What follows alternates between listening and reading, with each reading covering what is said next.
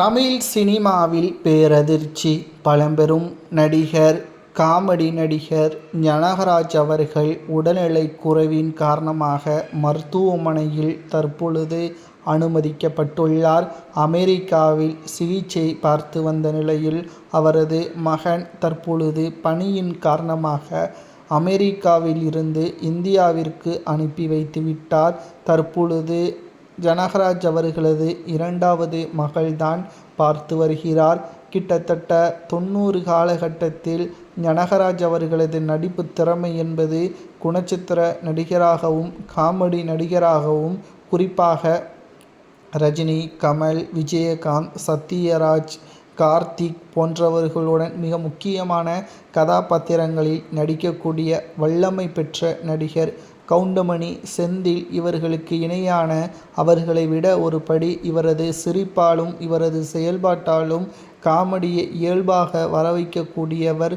தற்பொழுது 96வது திரைப்படத்தில் கடைசியாக இவர் நடித்தார். அதற்கு பிறகு உடல்நிலை மிகவும் மோசமானதன் காரணமாக அமெரிக்காவிற்கு சென்றுவிட்டார்.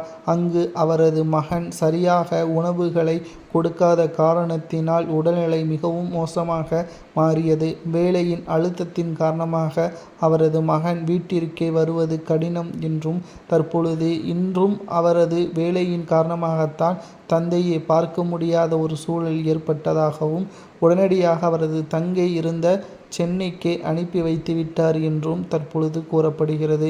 சமீபத்தில்தான் ஞனகராஜ் அவர்களது உறவினர் ஒருவர் உயிரிழந்ததும் குறிப்பிடத்தக்கது. இந்த மன அழுத்தமும் அவருக்கு மிக பெரிய ஒரு மனவேதனையை ஏற்படுத்தியது.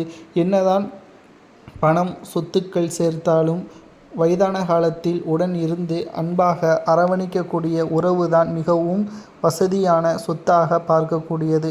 பல கோடிகள் சொத்துக்கள் இருந்தும் அதை கட்டி காப்பாற்ற வேண்டும் என்ற எண்ணம் அவர்களுக்கு இருக்காது. தன்னுடன் இருக்கிறார்களா, உணவுகளை பரிமாறுகிறார்களா, அன்பாக பேசுகிறார்களா என்பதுதான் சொத்துக்கள் என்று ஞனகராஜ் அவர்கள் சமீபத்தில் பேசியிருந்த வீடியோவும் சமூக வலைதளங்களில் வைரலாக பரவி வருகிறது. ஞனகராஜ் அவர்களுக்கு இப்பேற்பட்ட ஒரு நிலைமை வந்திருக்கவே கூடாது என்றும் பலரும் கூறி வருகிறார்கள். தற்பொழுது ரஜினி, கமல் தொலைபேசியில் பேசியதாகவும் நலமாக இருப்பதாகவும் தெரிவித்திருந்தார்.